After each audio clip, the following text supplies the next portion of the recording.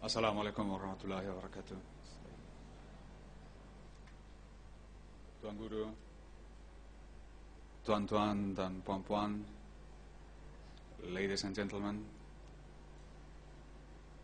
we are in a great occasion, in an historical moment when the dinar and the dirham of Islam, known as the Shariah currency, is going to again be used in Muslim lands. From the beginning of Islam until the end of the Caliphate, the currency of Islam consisted of gold and silver coins, known to us as the dinar and the dirham. Their weight is known, and the standards are established by Omar ibn al-Khattab. That is the weight of the mithqal for the dinar, and the weight of 7/10 of the mithqal for the dirham. Because Allah subhanahu wa ta'ala mentions the dinar and He mentions the dirham in Quran, our ulama have known these two coins as the Shariah currency. The dinar is used for many things in the Deen. The assessment of matters like zakat, the payment of dowries, and it is important in the assessment of legal matters. The dinar and the dirham, with the weight and the size and the standards of Omar ibn al-Khattab, are now in Kelantan.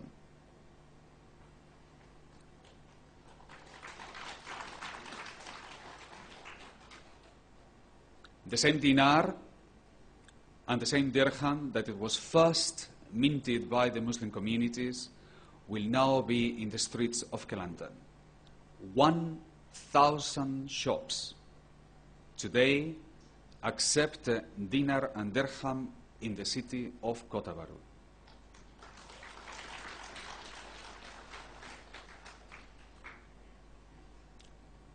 The government has undertaken to offer on a voluntary basis the payment of 25% of the salaries in gold, dinar and silver dirham for those who want to join in.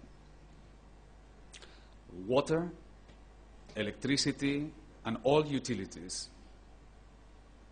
will be paid in gold dinar. And the most important of all, the matter for which this day will pass to history, is because zakat will be paid once again with the gold dinar. As you know, zakat must be paid in ayn. Ayn means tangible merchandise, like rice, like gold, like silver. And it cannot be paid using any debt or liabilities. By bringing the gold dinar and paying the zakat with gold dinar, we are bringing back again the Sunnah of paying the zakat using the gold dinar and the silver dirham of the Sharia. Today, for the first time in Kelantan, we will have the first payment of zakat using dinar and dirham. And this event is an event that it will be heard throughout all the Muslim world, because the dinar and the dirham is not only the currency of Kelantan. The dinar and the dirham is the currency of all the Ummah.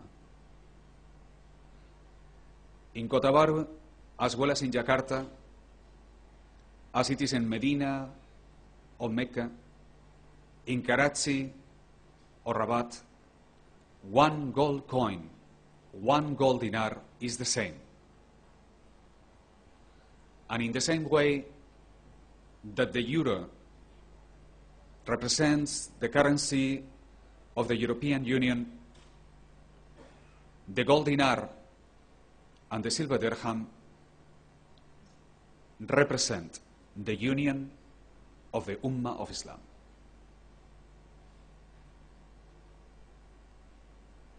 Like the logo of One Malaysia, Satu Malaysia, we say Satu Ummah, Satu Dinar.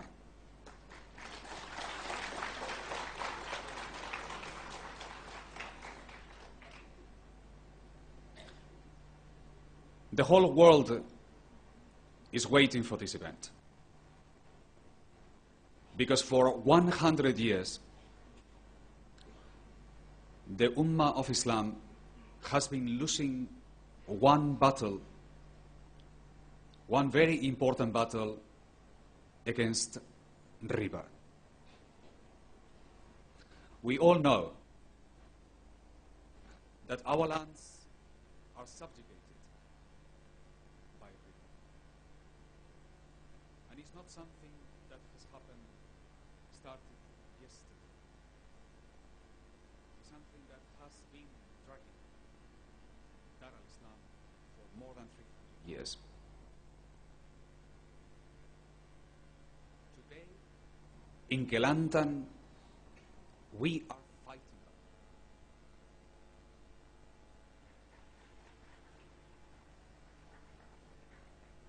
The gold dinar is the beginning of the establishment of an economy which is based on the Shariah of Islam, and it does not depend on the credit money that we have today. On all these accounts, the establishment of the dinar and the dirham is a great day, and it will be repeated in other places throughout the Muslim world, who will see in Kelantan the model of how the gold dinar will be implemented.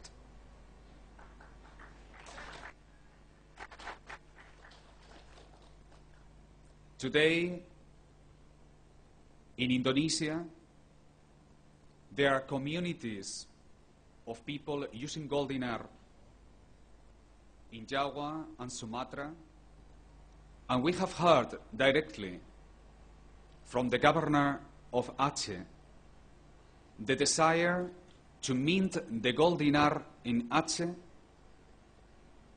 following the same example as in Kelantan.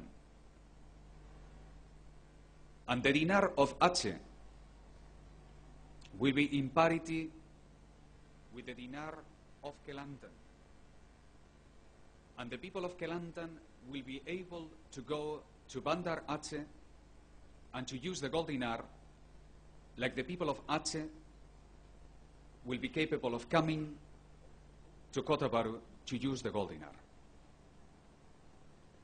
And that means that we have eliminated the exchange rates that force us to go from the ringgit to the US dollar to the rupiah again, and back again, rupiah, US dollar, and ringgit again, by saying one single currency.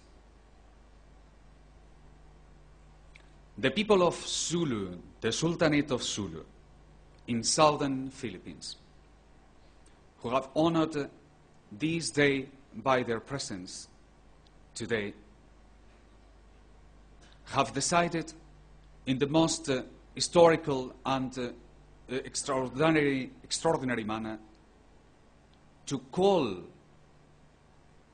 for the re-establishment of the dinar and the dirham in the Sultanate of Sulu.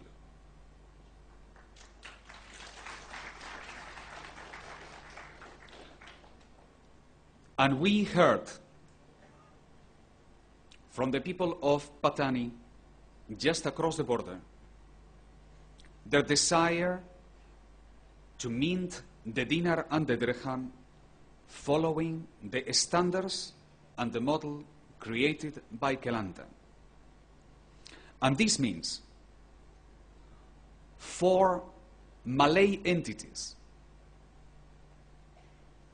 4 Malay communities in Patani, in Kelantan, in Aceh, and in Sulu.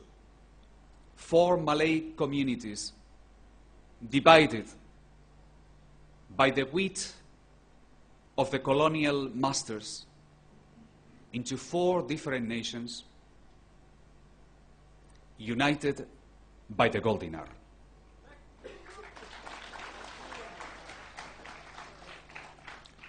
And this is good news for Nusantara, and this is good news for the Ummah, and therefore we have something to celebrate. The return of a Sunnah that had been lost, and bring it back to all of us in a manner that it will enhance and it will uplift the lives of the people, and it will allow our communities to grow stronger and stronger.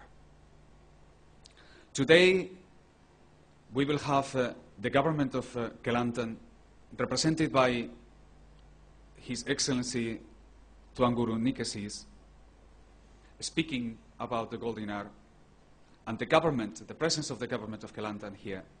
It shows the desire and the commitment of the people of Kelantan to bring Islam stronger in this land of Muslims, that they love Islam, and for that Allah will bless you further, and it will bring you benefits that we can see and others that we cannot see. So therefore I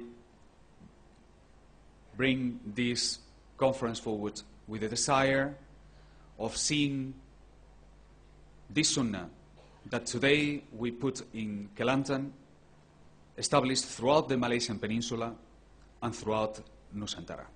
Assalamu alaikum wa rahmatullah.